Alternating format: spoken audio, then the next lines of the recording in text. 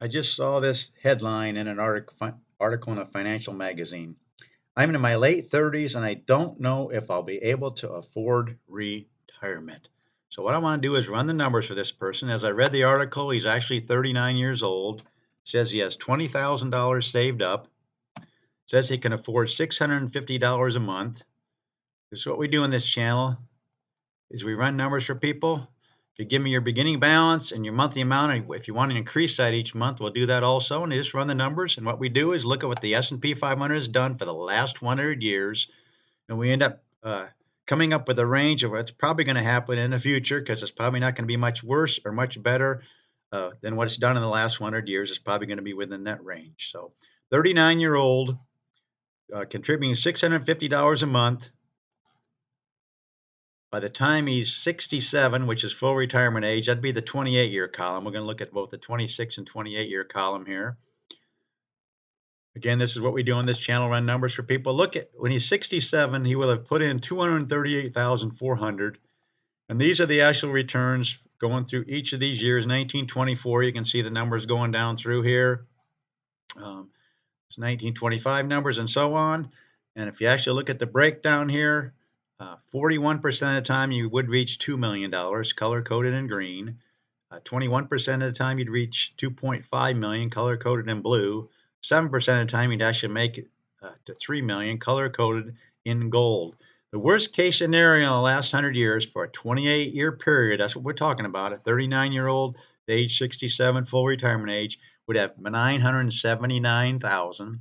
The median in this column would be 1.716 million, and there's actually a period you'd have 4.2 million. So that's the range of what would have happened in the past 100 years. So we project ahead it's probably going to be somewhere within that range in the future. So he's going to have anywhere from just under a million to just over 4 million.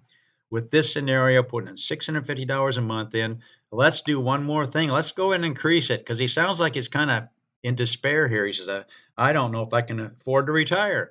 But just think if you just increase that by 3% a year. I want you to notice this column right here, 28. Right now he's putting in 238,000. If he put in just 3% more a year, in other words, 650, then 669 and 690, he'd putting in 354,000. Let that money accumulate for him and compound. Let's see what the numbers might look like then. We'll look at this minimum amount here and the median amount. The minimum, the worst case scenario, the last 100 years for a 28-year period goes from 979 to 1.178.